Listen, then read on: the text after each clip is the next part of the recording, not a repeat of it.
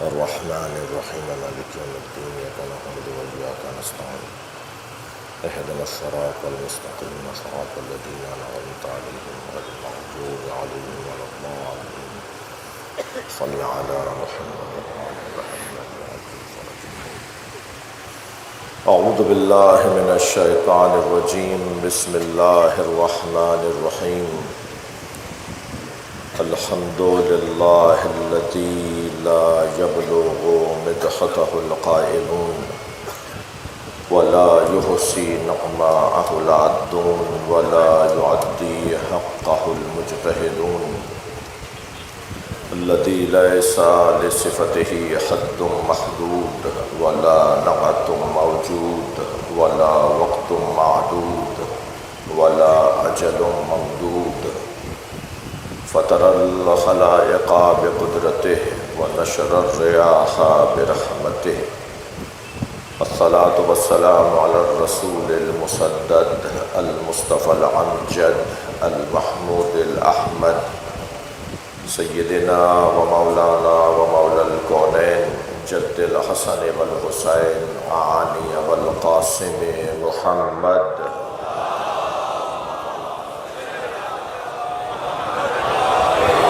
وآله الطيبين الطاهرين المعصومين الذين قال الله إنما يريد الله ليذهب عنكم الرجس أهل البيت ويطهركم تطهيرا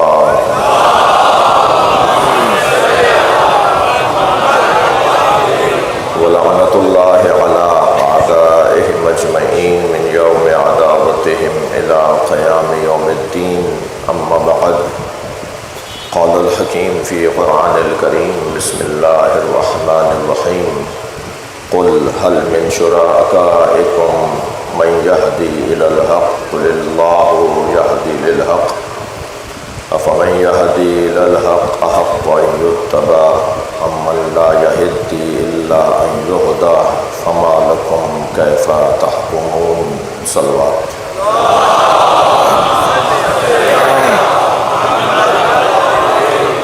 اس سے بلند صلوات دیا کریں۔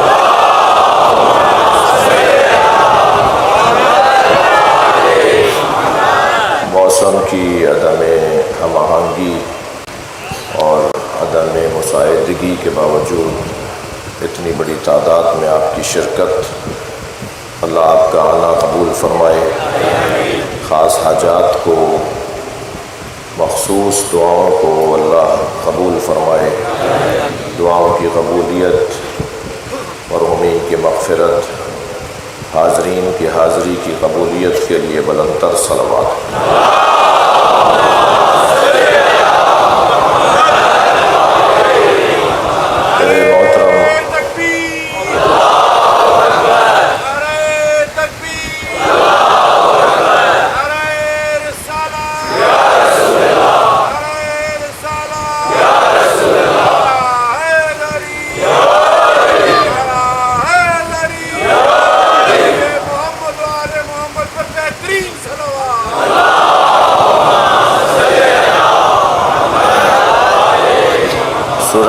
سورہ مبارکہ یونس کی 35ویں آیت ایک مرتبہ پھر آپ کے سامنے تلاوت کی گئی ہے۔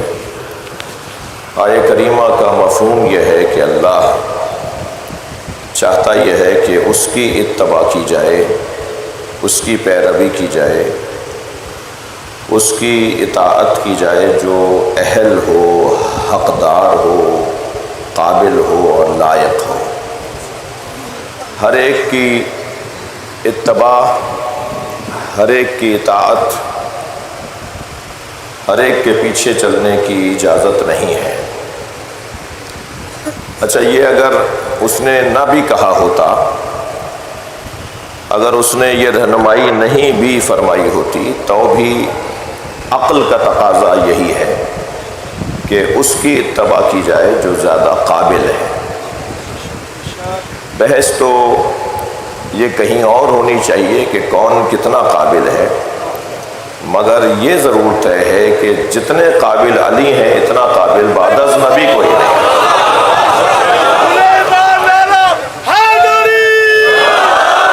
بعد از خدا نبی اور بعد یہ بہت واضح اور روشن ایک نظریہ ہے، ایک سوچ ہے، ایک عقیدہ ہے، اور اس نظریے اور اس عقیدے پر 1400 سال سے تو کبھی جانوں کے نذرانوں کی صورت میں، کبھی علمی اور کتابی اور تحقیقی زاویے سے اور تالیفی اور تصنیفی زاویوں سے اپنے اس نظریے کو ثابت کرنے کی مسلسل جدوجہد ہے، اور الحمدللہ اس میں یہاں تک تو بات آ پہنچی ہے اور یہاں تک متفقون علیہ بات قرار دی گئی ہے کہ ما ورد فی حق علی ابن ابی طالب ما ورد فی حق احد من الصحابہ، جو علی کی شان میں وارد ہوا ہے وہ سارے صحابہ کی شان میں وارد نہیں ہوا، یعنی تمام تر صحابہ کی شان میں جو کچھ نازل ہوا، بیان ہوا، وارد ہوا، وہ سب ملا کر بھی اتنا نہیں ہے جتنا اکیلے علی کی عظمت کے بارے میں وارد ہوا ہے، وہ قرآن مجید کی آیات کی صورت میں ہو۔ اچھا، میں نے جب یہ کہا کہ یہ بات متفقن علیہ، تو پھر جب بات متفقن علیہ کہہ کر کہی جائے گی تو پھر یعنی تمام اسلامی مسالک میں اور تمام فرق اسلامی میں اس بات کے اوپر کام ہو چکا ہے، محنت ہو چکی ہے۔ آج کی مجلس بھی کل کی مجلس سے میں اپنے مضمون کو اس طرح سے جوڑوں گا کہ عقیدہ امامت، توحید کے بعد عدل اور عدل کے بعد نبوت اور نبوت کے بعد امامت، جیسے نبوت لطف الہی ہے ایسے ہی امامت بھی لطف الہی ہے۔ انسان، ممنون ہوں آپ کا، انسان عقل کو لے کر دنیا میں آیا ہے، انسان کی فضیلت ہی اس کا صاحب عقل ہونا ہے۔ انسان اور جنوں کے علاوہ جتنی مخلوقات ہے ان کے ہاں شہوت کو اور نفس پرستی کو اور خواہشات کو غالب قرار دیا گیا ہے، اور انسان کے ہاں عقل کو غالب قرار دیا گیا ہے۔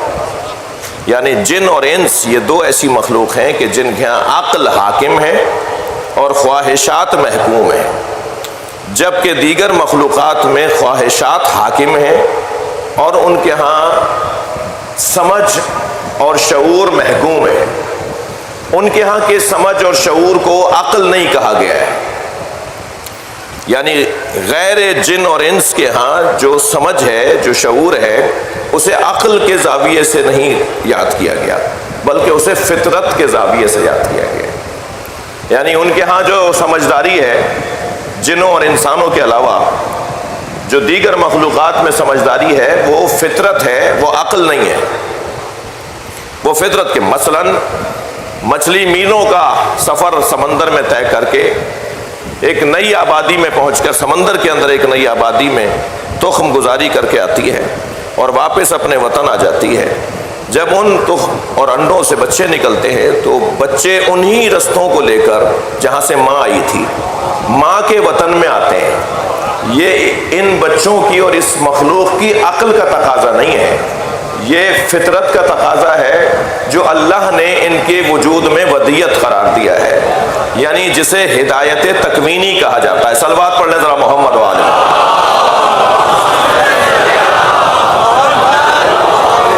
میں نے ایک مثال دے دی تو تھوڑا سا اس کو اور بہتر کروں کہ ہدایت کی دو قسمیں ہیں، ہدایت تکوینی اور ہدایت تشریعی۔ ہدایت تکوینی، اللہ نے جن اور انس کے علاوہ جتنی بھی مخلوقات ہیں، حتیٰ فرشتے، وہ سب تکویناً ہدایت یافتہ ہیں۔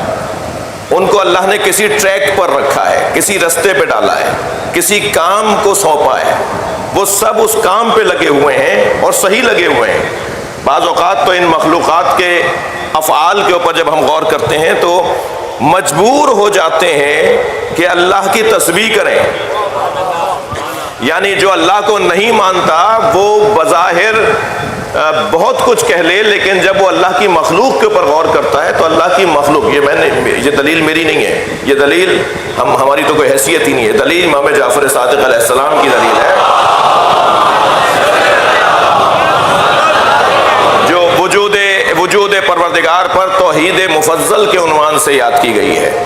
حضرت مفضل ابن عامر کو امام نے جو دلائل دیے کہ اللہ ہے اللہ ہے اللہ ہے، اس پر جو دلائل دیے ان میں سے ایک ہدایت تکوینی کو معصوم نے دلیل وجود پروردگار قرار دیا ہے۔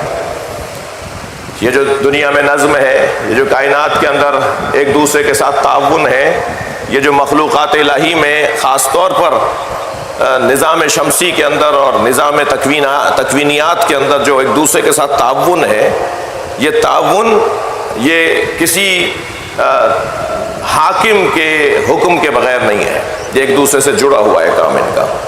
تو یہ ایک بحث اور تو جتنی بھی مخلوقات ہیں جنوں اور انسانوں کے علاوہ، ان کے ہاں جو ہدایت پائی جاتی ہے وہ ہدایت تکوینی ہے۔ جن اور انسان کے ہاں جو ہدایت ہے وہ تکویناً بھی ہے اور تشریعاً بھی ہے، یعنی دو طرح کی اللہ نے خاص انعام اس انسان کو، انسان اور جن کے اوپر خاص اللہ کا کرم ہے کہ یہاں تکوینی ہدایت بھی ہے اور تشریعی بھی ہے۔ میری بحث یہ نہیں تھی، ایک ضمناً بات آئی ہے۔ بحث یہ ہے کہ انسان فطری طور پر، مقدمہ لے رہا ہوں، تمہید لے رہا ہوں چند جملوں کا، انسان فطری طور پر، تمہیدی طور پر، معاف کیجیے گا، فطری طور پر، جبلت کے طور پر، اپنی خلقت کے اندر انسان ذاتی طور پر، فطری طور پر، جبلت کے قلم اور زاویے سے کمال کو پسند کرتا ہے۔ یعنی ہر فرد ہم میں سے مختلف الخیال، مختلف الجہہ، مختلف الجہت ہوگا، مگر ہم سب ایک چیز میں مشترک ہیں کہ ہمیں کمال اچھا لگتا ہے۔ کمال، سب سے پہلا کمال علم ہے۔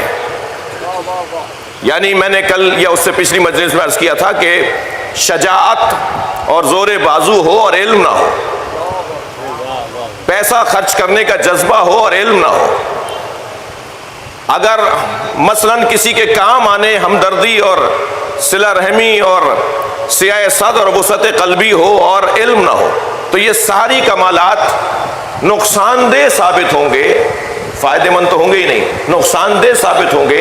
ان سارے کمالات پر جو کمال حاکم ہے وہ ہے علم۔ مثلاً زور بازو ہو، بدن میں طاقت بہت ہو، دشمن کا مقابلہ کرنے کی ہمت اور طاقت ہو، مگر علم نہ ہو، تو وہ شجاعت نہیں، دہشت گردی بن جائے گی۔ صلوات پڑھ لیں ذرا محمد و آل محمد۔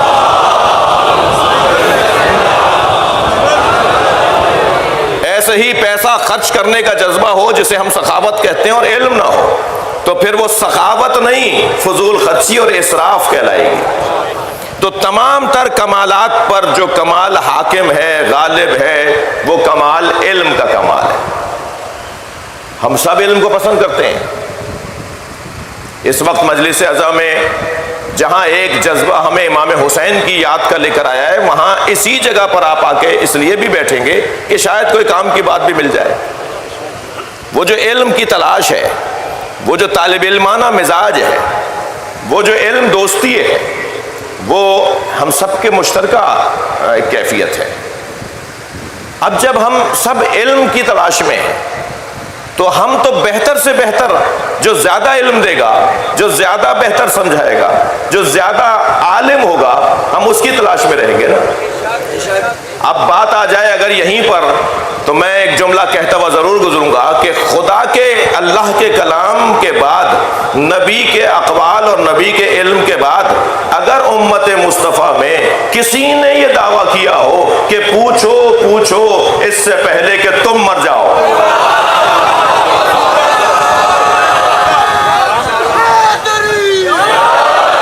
میرا یہ جو ترجمہ ہے، یہ میرا اپنی سوچ ہے کہ سلونی سلونی قبل ان تفقدونی، مولا علی کا دعویٰ، پوچھو پوچھو اس سے پہلے کہ میں تمہارے درمیان سے چلا جاؤں۔ میں اس کا ترجمہ سیدھا کرتا ہوں، معمولاً ترجمہ یہی ہوتا ہے پوچھو پوچھو کہ اس سے پہلے کہ میں دنیا سے چلے جاؤں، پوچھ لو کہیں چلا نہ جاؤں، کہیں رحلت نہ ہو جائے، کہیں میرا انتقال نہ ہو جائے، مجھ سے پوچھ لو۔ میں اس کا ترجمہ سیدھا کرتا ہوں، میں کہتا ہوں مولا نے یہ نہیں فرمایا کہ پوچھو اس سے پہلے کہ میں مر جاؤں، مولا نے فرمایا پوچھو پوچھو اس سے پہلے کہ تم مر جاؤ۔ جس نے علی سے نہیں پوچھا وہ مر گیا، اور جس نے علی سے پوچھا وہ مالک اشتر، سلمان فارسی، ابو ذر غفاری آج بھی زندہ ہے۔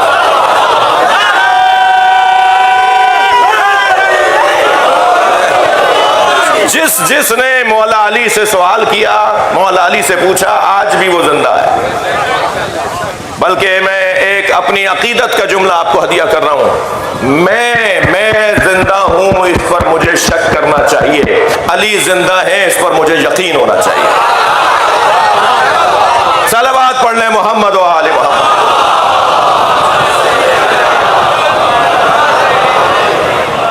تو بحث اور گفتگو اور عنوان یہ ہے کہ قابلیت کی بنیاد پر پیروی کا اللہ مطالبہ کر رہا ہے۔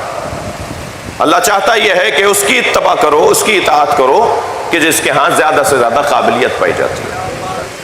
ہماری محنتیں، ہماری یہ قربانیاں، ہمارے یہ خرچے، وہ مال کا خرچہ ہو یا جان کا خرچہ ہو، 1400 سال سے اسی ایک ایجنڈے پر ہے، 1400 سال سے اسی ایک موضوع کے اوپر ہم خرچہ کر رہے ہیں۔ وہ جان کا خرچہ کیا ہو ہمارے بڑوں نے، مال کا خرچہ ہو، وقت کا خرچہ ہو، ساری جد و جہدوں کا مرکز اور محور یہ ہے کہ کسی طرح امت اہل بیت کی طرف متوجہ ہو جائے۔ عظمت اہل بیت محمد بلند صلوات۔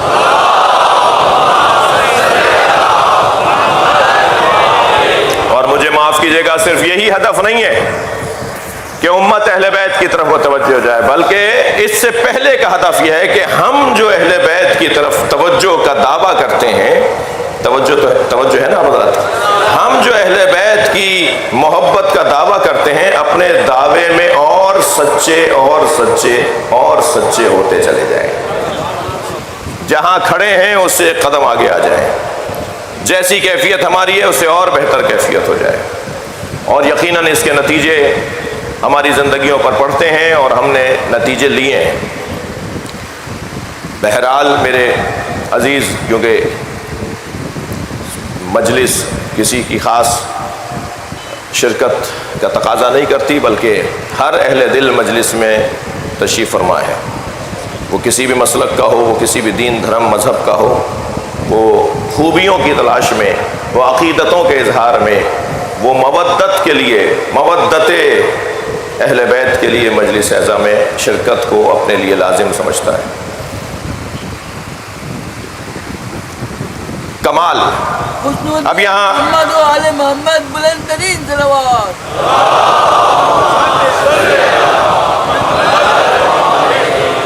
اب یہاں جو پروردگار عالم نے ہماری ہدایت کے لیے اس آیہ کریمہ میں رہنمائی فرمائی، وہ یہ فرمائی کہ افمن یہدی الی الحق احق ان یتبع امن لا یہدی الا ان یہدی، کیا جو ہدایت یافتہ ہے وہ حقدار ہے کہ اس کی اتباع کی جائے، یا وہ جو ابھی خود محتاج ہدایت ہے؟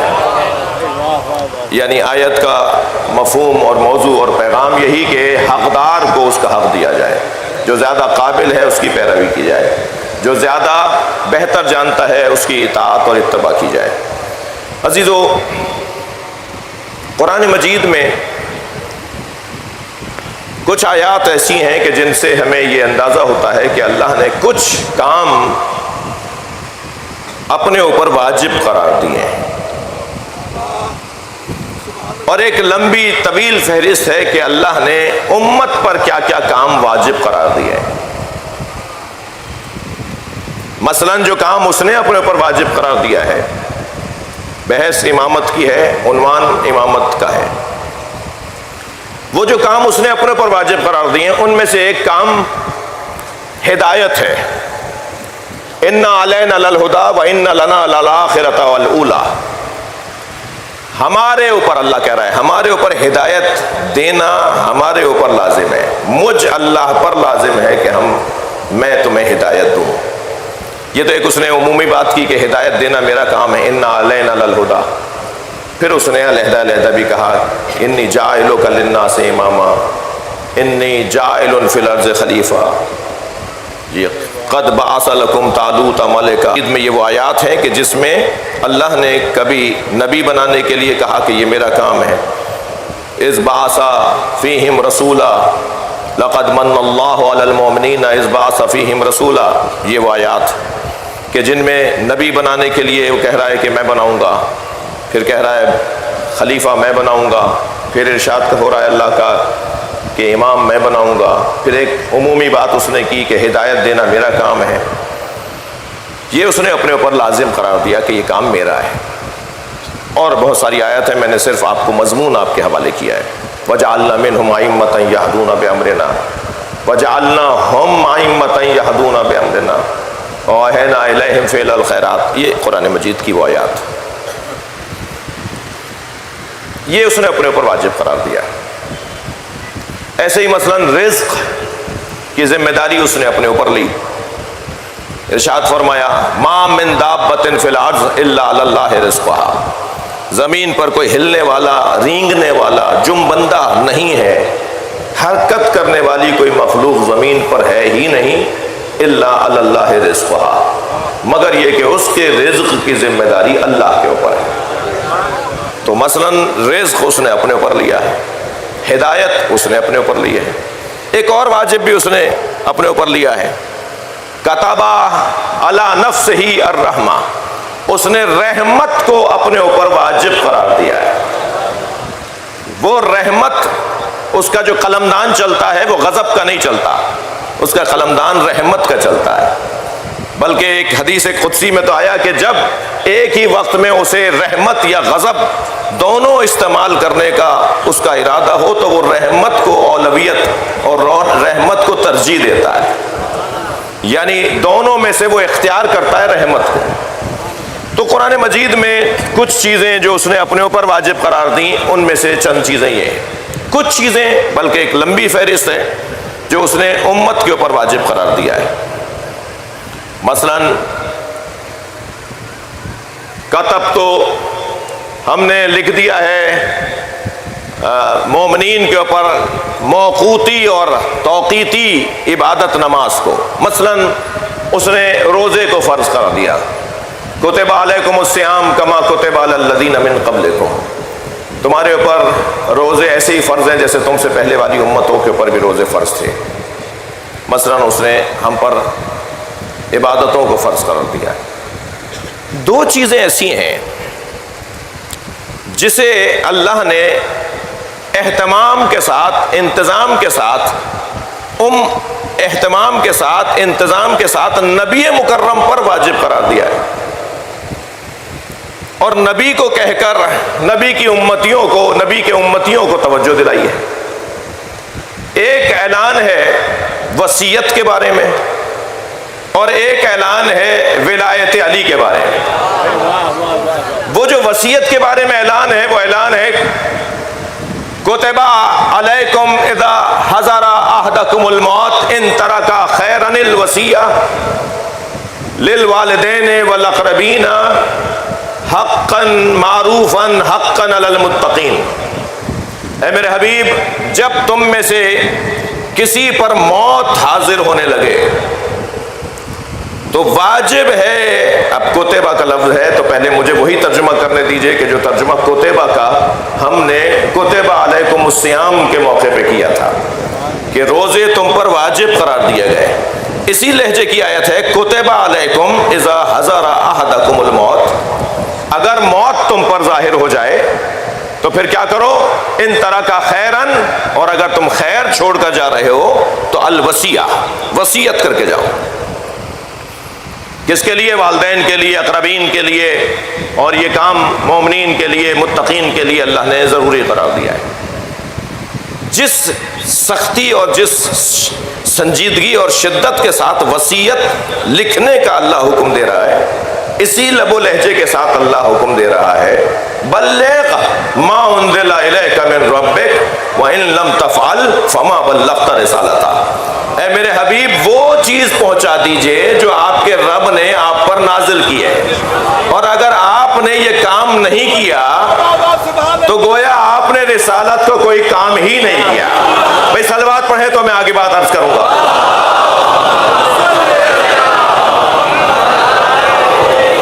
یعنی جس لب و لہجے کے ساتھ وصیت کی شدت ہے کہ وصیت کرنی ہے، اسی لب و لہجے کی شدت کے ساتھ اللہ ارشاد فرما رہا ہے کہ اے میرے حبیب وہ چیز پہنچائیے، بلغ پہنچا دیجئے۔ اچھا بلغ یہاں پر لفظ بلغ فعل امر بولنے سے متعلق ہے، میں ایک بات آپ تک پہنچا رہا ہوں، آپ فلاں کی بات مجھ تک پہنچا رہے ہیں، تو یہ بولنے سے متعلق ہے نا۔ لیکن جب بات آگے بڑھتی ہے تو اللہ کہتا ہے ان لم تفعل، اگر آپ نے یہ کام نہیں کیا، یعنی یہ جو پہنچانے والا حکم ہے نا، یہ کچھ کر کے دکھانے کا بھی ہے۔ جب سے اعلان نبوت ہوا تھا اس وقت سے نبی مکرم اپنی زندگی کے آخری لمحات تک بولنے کی حد تک قول کی صورت میں تو علی پہنچا رہے تھے، غدیر میں ہاتھوں پہ اٹھا کر بھی دکھایا ہے یہ علی، فعل کی صورت میں نبی مکرم ان لم تفعل،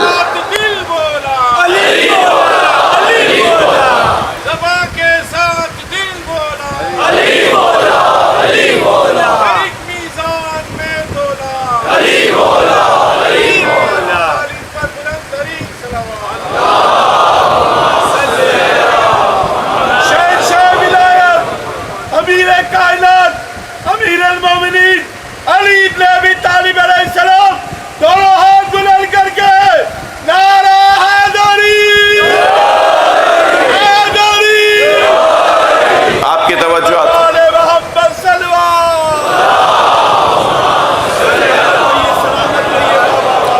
آپ کی توجہات کا ممنون ہوں۔ یہاں یہ دو چیزیں ایسی ہیں، ایک تو وصیت۔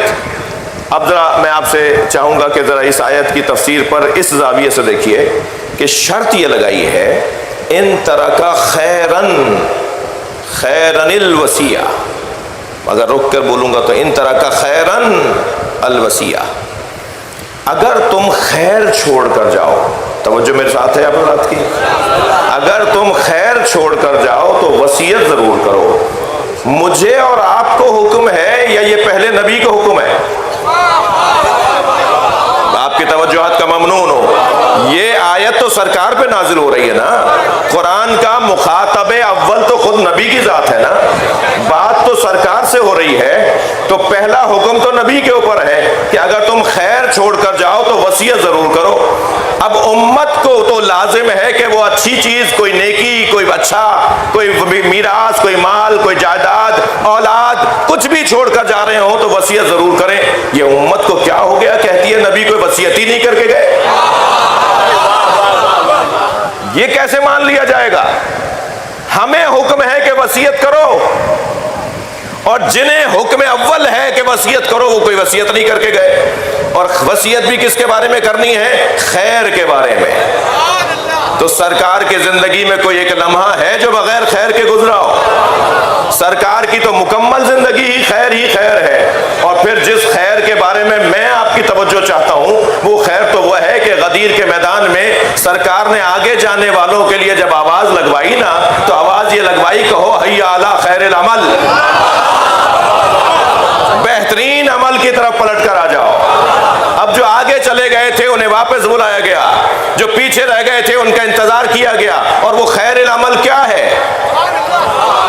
جب نبی مکرم اعلان کریں گے تب آیا ہو جائے گا وہ خیر العمل کیا ہے۔ سارے اعمال پر جو حاکم عمل ہے وہ ہے ولایت علی۔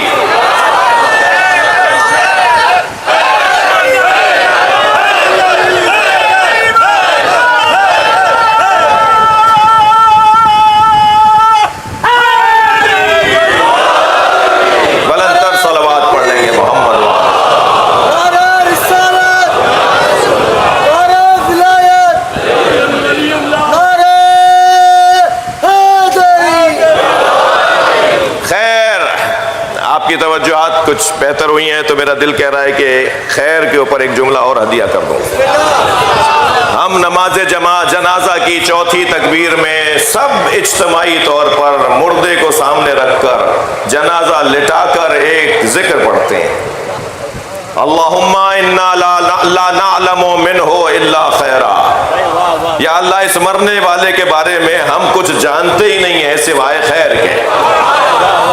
جبکہ ان میں سے تو بہت سے ہوتے ہیں کہ جو نماز نہیں پڑھ رہے، روزہ نہیں رکھے ہوئے، حج کرنے نہیں گئے، بہت ساری نیکیاں انہوں نے انجام نہیں دی ہوتی، پھر بھی ہم اجتماعی طور پر کہہ رہے ہوتے ہیں کہ ہم خیر کے علاوہ اس کے بارے میں کچھ نہیں جانتے۔ جس چیز کے بارے میں اللہ ہم سے پوچھ ہی نہیں رہا، مجھے ان چیزوں کے بارے میں بتانا ہی نہیں ہے۔ نماز اس کا اور اس کے اللہ کا مسئلہ ہے، روزہ اس کا اپنے رب کے ساتھ مسئلہ ہے، حج نہیں گیا وہ جانے اور اس کا اللہ جانے، اجتماعی مسئلہ تو محبت اہل بیت ہے۔ لہذا سارا مجمع پکار کے کہے کہ ہم بس اس کے بارے میں یہ جانتے ہیں کہ یہ اہل بیت سے محبت کرتا تھا۔ محمد و آل محمد بلند ترین صلوات۔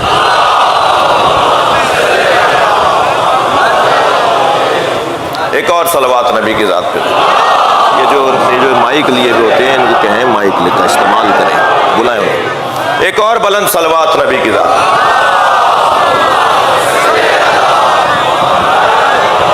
آپ اس سے بہتر صلوات پڑھ سکتے ہیں۔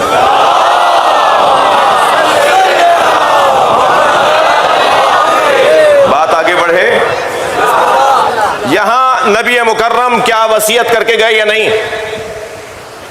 میرا طالب علمانہ لہجے میں سوال ہے بھائی، میرا پسندیدہ مضمون ہے، بہت دیر رک سکتا ہوں۔ ایک جملے سے اپنے اس مضمون کو چند لمحوں کے لیے، اس ایک مضمون پر کچھ دیر کے لیے آپ کے ساتھ رہنا چاہتا ہوں۔ مجھ طالب علم سے اگر کوئی پوچھے نا کہ نبی مکرم نے ساری زندگی کیا پہنچایا، میں اور لفظوں کو بہتر کر لیتا ہوں۔ 63 برس کی نبوی زندگی، ہم 23 برس کی نبوی زندگی کا قائل نہیں ہیں۔ سرکار 40 سال کے بعد نبی نہیں ہوئے، بلکہ یہ اس وقت بھی نبی تھے جب آدم آب و گل کی درمیانی کیفیت میں تھے۔ ہم میں سے کوئی نہیں تھا اور یہ نبی تھے۔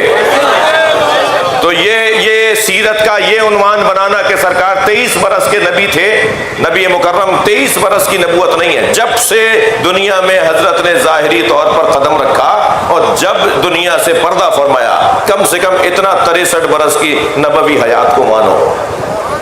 وہ جو 63 برس کی نبوی حیات ہے وہ حضرت محمد مصطفیٰ بلند ترین صلوات۔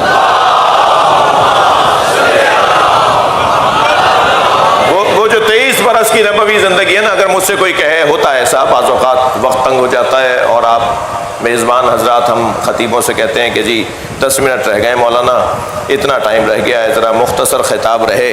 تو وہ جو مختصر خطاب کے اندر گفتگو ہوتی ہے وہ پھر تفصیل میں جائے بغیر اصلی اور عمدہ باتوں کو ہی ہم بیان کر پاتے ہیں۔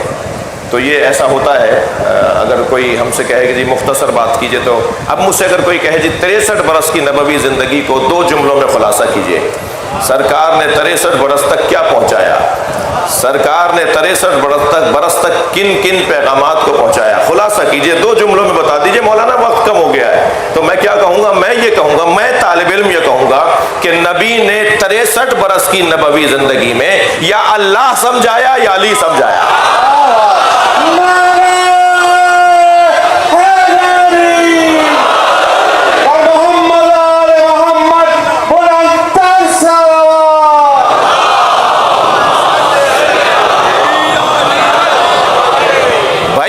نہیں، میں نے ایک جملہ کہا تھا کہ اگر خیر چھوڑ کر جاؤ تو اس کی وصیت کرو۔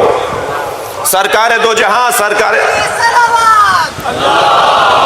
سرکار دو جہاں کب حضرت نے مولا علی کے بارے میں کچھ نہیں کہا؟ ہمیشہ ہر محفل میں محفل کی جان علی، نبی کی ہر محفل کی جان علی، نبی کے ہر سفر میں روح علی، نبی کے ہر جہاد میں علمدار علی، نبی کے ہر مذاکرے میں، ہر ملاقات میں، ہر مباحثے میں، ہر مناظرے میں، ہر مباحلے میں جان مصطفیٰ علی. کبھی ایسا نہیں ہوا. بغیر علی کے نبی مکرم کا کوئی دن نہیں گزرتا جی. وہ کوئی دن بھی ہو, اگر کبھی ایسا بھی ہوا کہ بغیر علی کے سفر کرنا مطلوب بھی ہوا تو روتے ہوئے علی کو رخصت کیا اور فرمایا اما ترونا اما ترضا ان تکون منی بمنزلۃ ہارون من موسیٰ.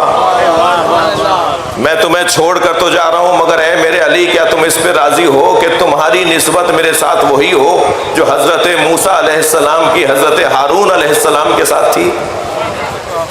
مگر وہ دونوں کیونکہ نبی تھے تو نبی مکرم نے صرف ایک صفت ایسی ہے جو ان دونوں میں تھی اور یہاں نبی مکرم میں ہے, وہاں فرمایا الا لا نبی آبادی, بس تم میں اور مجھ میں سارے رشتے وہی ہیں جو موسیٰ اور ہارون میں تھے, سوائے یہ کہ میرے بعد کوئی نبی نہیں ہے.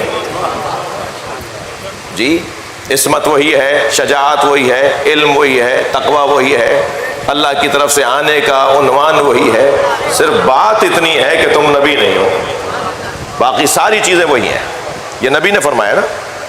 تو کبھی اگر ہوا بھی تو ایسا ہوا, اور اگر اللہ اکبر کبھی پھر ایسا ہوا کہ آپ ہجرت کے لیے تشریف لے جا رہے ہیں, فرما رہے ہیں یا علی تم میرے بستر پہ سو جاؤ گے, تو جو علی 6 مہینے کی عمر سے, آپ یقین جانیے 6 مہینے کی عمر سے حضرت ابو طالب نبی کے بستر پر علی کو لٹاتے ہیں, مشق کروا رہے ہیں کہ بستر تمہارا رات کو بدلوں گا, تم میرے نبی کی جگہ میرے مصطفیٰ کی جگہ لیٹو گے.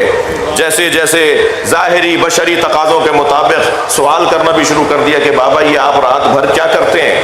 کہ میں اس لیے تمہیں محمد مصطفیٰ کی جگہ لٹا دیتا ہوں, تمہارے بھائی کی جگہ, کہ اگر کوئی حملہ کر کے مصطفیٰ کو مارنے آئے تو تم مر جاؤ, میرا مصطفیٰ بچ جائے. ہم کو بھی اس سے پیار ہے, او نعرہ علی علی علی محمد آل محمد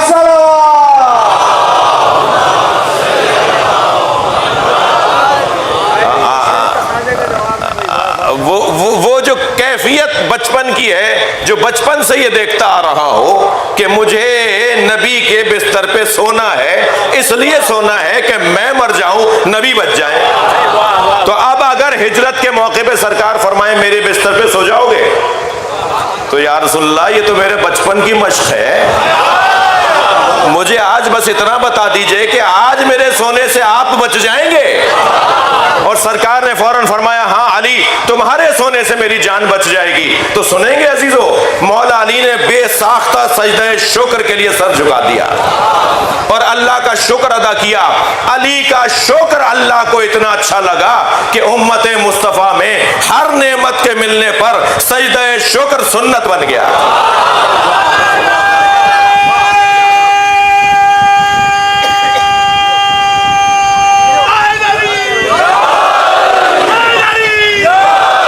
اور بستر پر ایسے سوئے کہ اس سے پہلے کبھی نیند ہی نہیں آئی.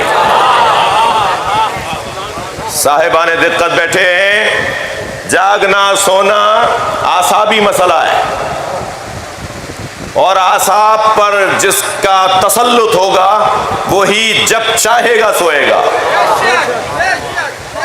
وہی جب چاہے گا اٹھے گا. میرے بچوں جوانوں, جنگیں زور بازو پر نہیں لڑی جاتی, تلواروں کی تیز دھاروں سے کوئی جیتنے والا نہیں ہوتا, جنگیں اعصاب کی مضبوطی سے لڑی جاتی ہیں. کتنی ہی تلوار کاٹنے والی ہو اور اعصاب کمزور ہو تو یہ تلوار خود اپنے سر پہ مار لے گا, اس لیے کہ اعصاب کا کمزور ہے. اور اگر اعصاب مضبوط ہوں تو ایک ٹوٹی ہوئی لکڑی بھی اٹھا کر یہ اس سامنے والے سے لڑ جائے گا.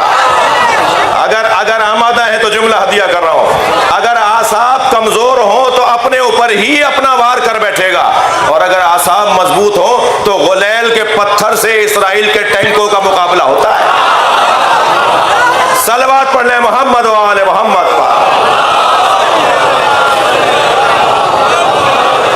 اس سے بلند صلوات نبی اور آل نبی.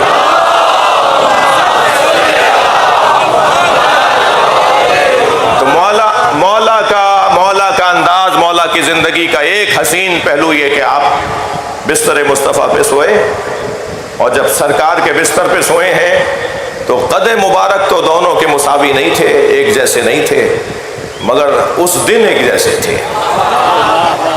اور ساری رات دشمن یہی سمجھتا رہا کہ نبی سو رہے ہیں، اور اس انتظار میں کہ جب یہ اٹھیں گے تو ہم انہیں قتل کریں گے۔ اور پھر جب آئے اور آ کر چادر ہٹائی اور دیکھا کہ مولا علی لیٹے ہوئے ہیں، تو ایک نے تو کہا کہ دیکھا وہ سمجھدار تھے جو چلے گئے، یہ سادے تھے جو لیٹ گئے۔ جی جی جی، یہ جو تاریخ میں آیا ہے کہ وہ سمجھدار تھے جو انہیں اپنی جگہ لٹا گئے، اور یہ سادے ہیں جو لیٹ گئے۔ تو مولا علی کا بڑا حسین جملہ وہیں لیٹے لیٹے فرمایا، میرے مولا نے وہیں لیٹے لیٹے فرمایا کہ اگر میں کسی کی طرف مسکرا کے دیکھ لوں تو وہ عقل مند ہو جاتا ہے، تم مجھے سادہ کہہ رہے ہو، اور ہاں جسے تم عقل مند کہہ رہے ہو اور سمجھدار کہہ رہے ہو، اسی کی سمجھ سے میری سمجھ ہے، اسی نے مجھے یہ مقام دیا ہے کہ آج میں اس کیفیت میں ہوں اور اس قابل ہوں۔ اور پھر وہ کیفیت آپ دیکھیے کہ اگر زیادہ سے زیادہ 2 مرتبہ ایسا ہوا کہ مولا نبی نے مولا علی کو اپنی جگہ چھوڑ کر ایک نئے عنوان اور نئے فضیلت کے ساتھ یاد کیا ہے۔ ساری زندگی علی پہنچایا، ساری زندگی علی سمجھایا۔ اور جہاد کا میدان اگر دیکھیں تو کوئی مولا نبی کا جہاد نہیں ہے جس میں نبی کی جگہ علی نہ گئے ہو۔ قرآن مجید فقاتل فی سبیل اللہ ولا تکلف الا نفسک، اے میرے حبیب اللہ کی راہ میں آپ قتال کریں اور یہ کام نہ کرے مگر آپ جیسا کریں۔ سیرت مصطفیٰ کے طالب علم بیٹھے ہوئے ہیں، سرکار دو جہاں نے 80 جنگوں کا سامنا کیا، کسی ایک جنگ میں بتائیے جو سرکار نے تلوار چلائی ہو۔ حکم الہی یہ ہے کہ تلوار چلائیے، اور تلوار چلانے کا کام نہ کرے مگر آپ جیسا کرے۔ تو کوئی دکھا دیجئے جو نبی جیسا ہو، جس نے نبی کی جگہ پہ میدان میں تلوار چلائی ہو، تو وہ مولا علی کی ذات۔ اور ہر میدان میں جس انداز سے آپ نے، اور جس میدان کو بھی لے لیجئے ایک نئی فضیلت کے ساتھ، علی کی نئی ایک فضیلت کے ساتھ وہ میدان تمام ہوتا ہے۔ وہ جنگ بدر ہو، وہ جنگ احد ہو، وہ جنگ خیبر ہو، وہ جنگ خندق ہو، ایک نئی فضیلت کے ساتھ۔ جنگ بدر کے اندر ابن نوفل کو مار کر نبی مکرم کی آنکھوں کا تارا بننے والا علی۔ جنگ بدر میں 13 لوگ رہ گئے تھے، باقی سب میدان چھوڑ کر چلے گئے، اور پھر جب تنہا علی ایسے لڑ رہے تھے جیسے لشکر کی بنیاد پر جنگیں لڑی جاتی ہیں، تو جبریل امین نے نبی سے کہا یا رسول اللہ دیکھ رہے ہیں آپ کا علی کیسے لڑ رہا ہے؟ تو سرکار نے بے ساختہ فرمایا کیف لا انہ منی وانا منہ، کیسے نہ لڑے، میں اس سے ہوں وہ مجھ سے ہے۔ تو جیسے ہی سرکار نے فرمایا نا کیسے نہ لڑے علی، ایسے تنہا رہتے ہوئے بھی کیسے نہ لڑے، اس لیے کہ وہ مجھ سے ہے اور میں اس سے ہوں، تو جبریل نے بے ساختہ فرمایا انا منکما، اور میں آپ دونوں سے ہوں۔ جنگ احد میں عظمت آئی تو اس انداز سے، اس عنوان سے، اور پھر بات آگے بڑھی تو جنگ خیبر کے اندر تو معاملہ ہی کچھ اور ہے۔ خیبر کی جنگ علی مولا نے 40 دن آزمائشوں کے بعد جیتی ہے۔ جب امت کی آزمائش مکمل ہو گئی تو پھر جو جنگ جیت کر آیا ہے اسے حیدر کرار کہتے ہیں۔ اور اس جنگ میں جو مولا علی کی عظمت سامنے آئی وہ عظمت ہے علمداری حیدر کرار۔ جی فرمایا کل میں علم اسے دوں گا جو کرار ہوگا غیر فرار ہوگا۔ اور پھر جب جنگ خندق کا مرحلہ آیا تو ایک نئی فضیلت سامنے آئی۔ عجیب بات ہے، حسین منظر ہے۔ جہاد فروعات دین میں 6واں واجب ہے، اور جہاد میں بھی خندق کا میدان اور ایک ضربت علی یوم الخندق افضل من عبادت الثقلین، یعنی جس علی کی ایک ضربت ثقلین کی عبادتوں پر افضل ہو اس کا سجدہ کتنا افضل ہوگا۔ اس کا روزہ کتنا افضل ہوگا؟ دونوں ہاتھ بلند کر کے خیبری نعرہ نعرہ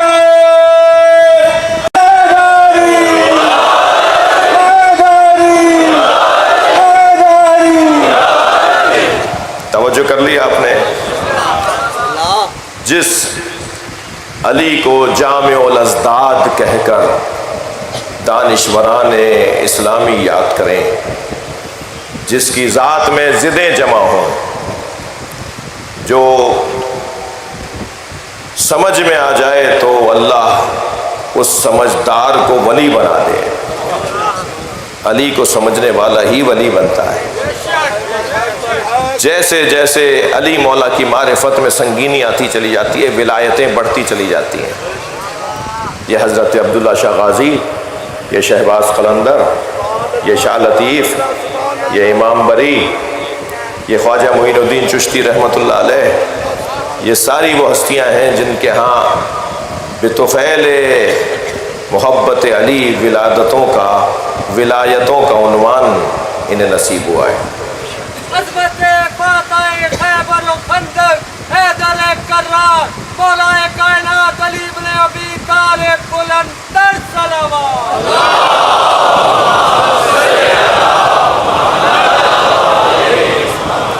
اور جو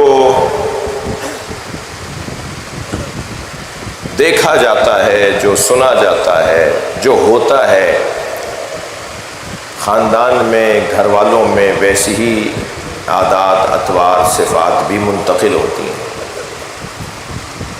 علی مولا کی بہادری، جس کا ایک جلوہ حضرت عباس کی صورت میں، مولا علی کی بہادری جس کا ایک روشن جلوہ حضرت علی اکبر کی صورت میں، اور پھر جتنا تعلق امام حسن امام حسین سے ہے، اس سے کم تعلق جناب زینب سے نہیں ہے۔ مولا علی کا اپنی بیٹی کے ساتھ، جناب زینب کبریٰ کے ساتھ، وہی پیار ہے کہ جو حسن حسین کے ساتھ ہے۔ زینب عبرانی زبان میں دکھوں کے مرکز کو کہا جاتا ہے، اور عربی زبان میں باپ کی زینت کو کہتے ہیں۔ یہ جو بی بی کا نام ہے نا زینب، یعنی دکھوں کا مرکز، اسے عربی زبان میں معصوم نے سلام کرتے ہوئے یوں فرمایا: السلام علیک یا کعبۃ الذرائع، اے مصیبتوں کے کعبہ زینب تم پہ سلام، جس کے گرد مصیبتیں چکر کاٹیں۔ کعبہ کسے کہتے ہیں؟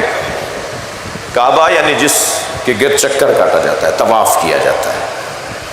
جناب زینب مصیبتوں کا کعبہ ہے، جس کے گرد مصیبتیں گھومتی ہوں۔ 3 سال کا سن ہے، نانا دنیا سے جا رہے ہیں۔ کچھ مدت گزرتی ہے، ماں کا جنازہ دیکھتی ہیں۔ کچھ مدت گزرتی ہے، بابا کے سر پہ ضربت دیکھتی ہیں۔ پھر کچھ دور گزرتا ہے، بھائی کے جنازے پہ تیر دیکھتی ہیں۔ پھر کچھ وقت گزرتا ہے تو حسین کے بدن پہ گھوڑے دوڑتے دیکھتی ہیں۔ کیا شیر دل بھی ہے۔ بعض مصیبتوں میں ائمہ اہل بیت میں پنجتن میں بعض تھے اور بعض نہیں تھے۔ مثلاً مولا علی کے فرق اقدس پہ ضربت لگتے ہوئے جناب زہرا نے نہیں دیکھا۔ امام حسن کے جنازے پہ تیر مولا علی نے نہیں دیکھے۔ امام حسین کے بدن پہ دوڑتے ہوئے گھوڑے امام حسن نے نہیں دیکھے، مگر سلام ہو زینب کبریٰ پر۔ جناب زینب نے ماں کا جنازہ دیکھا جس میں پہلو شکستہ ہے، بازوؤں پر ورم ہے۔ پھر بابا کے سر پہ لگتی ہوئی ضربت دیکھی، پھر بھائی حسن کے مصائب دیکھے، اور پھر حسین سے جناب زینب کا کیا پیار ہے، یہ ایک علیحدہ تعلق ہے بی بی زینب کا امام حسین کے ساتھ۔ ظاہراً 3 سال کا سن ہے، نبی مکرم ہر روز، بی بی زینب کا 3 سال کا سن ہے، نبی مکرم ہر روز نماز فجر کے بعد اہل بیت نبوت کو سلام کرنے کے لیے در سیدہ پہ نماز فجر کے بعد رکتے ہیں، سلام کرتے ہیں، السلام علیکم یا اہل بیت النبوہ۔ دروازہ کھلتا ہے، کوئی نہ کوئی فرد اہل بیت آگے بڑھ کر استقبال کرتا ہے، نبی مکرم کو گھر میں آنے کی دعوت دیتا ہے۔ بی بی زینب کا 3 سال کا سن ہے، سرکار نے سلام کیا تو بی بی نے دروازہ کھولا۔ نبی مکرم نے فرمایا زینب تم کیوں دروازے پر آئی ہو؟ اپنی نواسی کی پیشانی کا بوسہ دیا اور پوچھا زینب تم دروازے پر کیوں آئی ہو؟ کہا نانا میں نے رات کو خواب دیکھا ہے، اماں زہرا کی خواہش ہے، فرمائش ہے، اماں زہرا کا حکم ہے کہ نانا سے خود پوچھو، مجھے خواب کی تعبیر چاہیے۔ اجرکم اللہ، نانا میں نے رات کو خواب دیکھا ہے، خواب یہ دیکھا ہے کہ صحرا میں تنہا ہوں، ایک صحرا ہے، ایک بیابان ہے جس میں میں تنہا ہوں۔ اجرکم اللہ، اجرکم اللہ، آپ کی آوازیں بلند ہو رہی ہیں، اللہ آپ کو کوئی غم نہ دے سوائے غم اہل بیت میں رونے رلانے والوں میں قرار دے۔ نانا اس صحرا میں تیز آندھی چل رہی ہے اور تیز آندھی چلنے سے میرے پیر زمین سے اکھڑ رہے ہیں، تو مجھے ایک درخت نظر آیا، میں نے اس کا سہارا لیا، مگر کچھ دیر کے بعد وہ درخت زمین سے اکھڑ گیا۔ پھر مجھے دوسرا درخت نظر آیا، میں نے اس کا سہارا لیا، وہ درخت بھی زمین سے اکھڑ گیا۔ نانا پھر تیسرا درخت نظر آیا، میں نے اس کا سہارا لیا، وہ بھی زمین سے آندھی کی، طوفان کی شدت کی وجہ سے زمین سے اکھڑ گیا۔ نانا دور دور تک کوئی سہارے کے لیے درخت نہیں تھا، اور اس بیابان میں، اس صحرا میں تیز آندھی چل رہی تھی۔ پھر آنکھوں میں آنسو بھر کے فرماتی ہے نانا خواب یہاں مکمل ہو گیا ہوتا تو میں آپ کو زحمت نہ دیتی، مگر خواب آگے بڑھتا ہے۔ دور دور تک کوئی سہارا نہیں تھا، تیز آندھی چل رہی تھی، آندھی کے جھونکے سے میرے سر سے چادر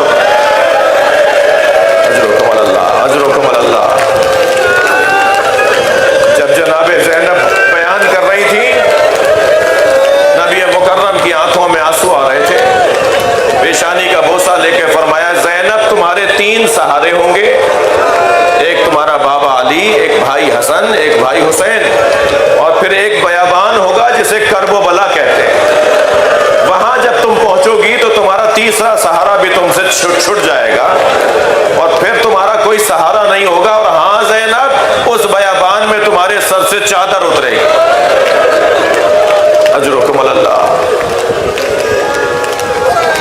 جب جناب زینب کا حضرت عبداللہ سے عقد ہونے لگا تو امام علی، مولا علی نے ضمن عقد شرط لگائی حضرت عبداللہ سے عقد کرتے ہوئے اپنی بچی کا کہ اگر میری زینب کبھی اپنے بھائی حسین کے ساتھ جانا چاہے تو تم بحیثیت شوہر اسے روکو گے نہیں۔ شوہر کی اجازت کے بغیر خواتین کے لیے شریعت روکتی ہے نا، مگر اگر شرط پہلے ہی لگا دی جائے، مولا علی نے شرط لگائی میری زینب کو روکو گے نہیں۔ لہذا جب امام حسین نے مدینہ چھوڑا نا تو سب سے پہلے جناب زینب کے گھر کا رخ کیا اور جا کے کہا زینب تیاری کرو، اب ہم مدینہ چھوڑ رہے ہیں۔ اپنے ساتھ جناب زینب کو لیا ہے، اپنے ساتھ بیویوں کو لیا ہے، امام حسین مدینہ سے کربلا آ گئے۔ زینب بی بی جب مدینہ ترک کر رہی تھیں، اپنے بھائی کے ساتھ جا رہی تھی، تو اس وقت آپ کے شوہر کو، کیونکہ امام حسین نے روایات مختلف ہیں اور بیانات مختلف ہیں، مگر ایک سبب بہرحال یہ بھی ہے کہ نمائندہ بنا کر آپ کو چھوڑا۔ محمد حنفیہ کو مکے میں، عبداللہ ابن جعفر جناب زینب کے شوہر کو مدینہ میں، امام حسین نے حضرت مسلم کو کوفہ بھیج دیا، حضرت عباس کو اپنے ساتھ رکھا۔ حضرت عبداللہ ابن جعفر زوج یعنی شوہر ہیں جناب زینب کبریٰ کے، وہ مدینے میں ہی ہیں، مگر جب بی بی رخصت ہونے لگی نا تو عبداللہ ابن جعفر نے دونوں بچوں کو جناب زینب کے حوالے کیا اور فرمایا ایک میری جانب سے اور ایک اپنی جانب سے حسین پہ قربان کر دینا۔ تو دونوں شہزادوں کو بٹھا کے بتایا کہ ماموں کا مقام کیا ہے، ماموں کے لیے تمہیں کیسے ماموں کے نظریے پر اپنی جان دینی ہے، اور اور پھر جب عزادار و عاشور کا دن آ گیا، میں نے بہت لمبی تمہید لے لی، آج 5 محرم ہے نا، آج سے ہم حسین مولا کے بچوں کا تذکرہ، بھائیوں کا تذکرہ، حسین کے علی اکبر کی بات ہوگی، اب حضرت قاسم کا تذکرہ ہوگا، اب عباس علمدار کے بازوؤں کا ماتم ہوگا، اب وہ چھوٹے سے علی اصغر پر بھی گریہ وزاری کی جائے گی، اور پھر عاشور کے دن حسین مولا کو سلام کیا جائے گا۔ اس خطے کی تہذیب ازا کے اندر 5 محرم اون و محمد کا ماتم ہے، جناب زینب کے بچوں کا ماتم ہے۔ ساری رات بچوں کو لیے بیٹھی رہی اور فرمایا اے اون و محمد، کل ماموں پر کیسے جان قربان کرنی ہے؟ دیکھو تم علی کے نواسے ہو اور نقاب لگا کے جاؤ گے، تمہارا زور بازو بتائے گا کہ کس کے نواسے ہو۔ اور پھر فرمایا تم کیوں کہو کہ شیر خدا کے ولی کے ہیں، تم کیوں کہو کہ شیر خدا کے ولی کے ہیں، فوجیں پکار اٹھیں کہ نواسے علی کے ہیں۔ ایسا جہاد کر کے دکھاؤ گے کہ سب سمجھ لیں کہ یہ کون آیا ہے۔ اور پھر جب روز عاشور اپنے دونوں بچوں کو تیار کیا اور روانہ کیا نا، تو امام حسین چند قدم تک بچوں کو چھوڑنے کے لیے گئے۔ دونوں شہزادوں نے، حضرت محمد نے، حضرت اون نے، دونوں شہزادوں نے جو جنگ کی ہے، جو جہاد کیا ہے، اس کی نظیر نہیں ملتی۔ مگر اچانک جناب زینب نے بی بی فضہ کو بلا کر کہا اے اماں عباس کو بلا لاؤ۔ اب جو جناب عباس آئے، فرمایا عباس میں نے سنا ہے یہ دونوں لڑتے لڑتے نہر کے کنارے چلے گئے، بس تم کہیں دور کھڑے ہو کر انہیں یاد دلا دو کہ جتنے تم پیاسے ہو اس سے زیادہ سکینہ پیاسی ہے، اس سے زیادہ حسین تمہارے ماموں پیاسے ہیں، خبردار پانی نہ پی لینا، قربانی دینی ہے تو پیاس کی حالت میں دینی ہے۔ دونوں شہزادوں نے کیا جہاد کیا ہے، ایک ایسا مرحلہ آیا کہ دونوں شہزادوں نے ایک ایک کر کے آواز دینا شروع کی، ماموں مدد کیجیے گا، ماموں عباس مدد کیجیے گا، ماموں حسین ہمیں آ کر سنبھالیں۔ اب سب بڑھے ہیں شہزادوں کو لینے کے لیے، لیکن جب امام حسین لاشیں لے کر آئے ہیں نا، امام حسین کے ساتھ جناب عباس بھی ہیں، جناب علی اکبر بھی ہیں، جب ان شہزادوں کے لاشیں آئے تو محمد شہید ہو چکے تھے مگر اون میں دم تھا۔ جب لا کے دونوں کے بدن رکھ دیے تو ان بیویوں میں جناب زینب نظر نہیں آئی، تو امام نے تعجب سے دوسری بیویوں سے پوچھا میری بہن زینب کہاں ہے؟ تو جواب دیا کہ وہ مصلی عبادت پر اللہ کا شکر ادا کر رہے ہیں۔ جا کر کہا زینب آپ کو حسین بلا رہے ہیں۔ جب امام حسین کے سامنے آئی تو امام نے فرمایا زینب آگے بڑھو، ابھی اون میں دم ہے، وہ بار بار تمہیں یاد کرتا ہے۔ آگے بڑھ کر اپنے بچے کا سر آغوش میں لیا تو حضرت اون نے آنکھیں کھول دی اور بس ایک جملہ تو یہ کہا حل وفیت امی، اے اماں کیا ہم نے وفاداری کا حق ادا کر دیا؟ اور ایک جملہ یہ کہا اماں جب مدینے جائیے گا تو بابا کو سلام کہیے گا اور کہیے گا آپ کے دونوں بچوں نے اپنے ماموں پہ جان قربان کر دی۔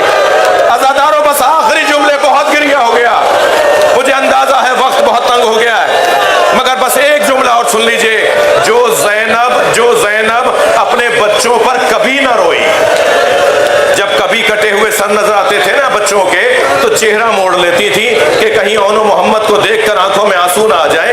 اگر زینب روئیں گی تو ام لیلہ کے لیے کون ڈھارس بنے گا؟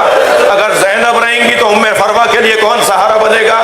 بی بی زینب کبھی اپنے بچوں کو نہیں روتی تھی، لیکن جیسے ہی مدینہ پہنچی اپنے گھر میں داخل ہوئی، 2 خالی بستر بچھے ہوئے دیکھے تو صحن خانہ میں بیٹھ کر اون و محمد کا نوحہ پڑھنے لگے۔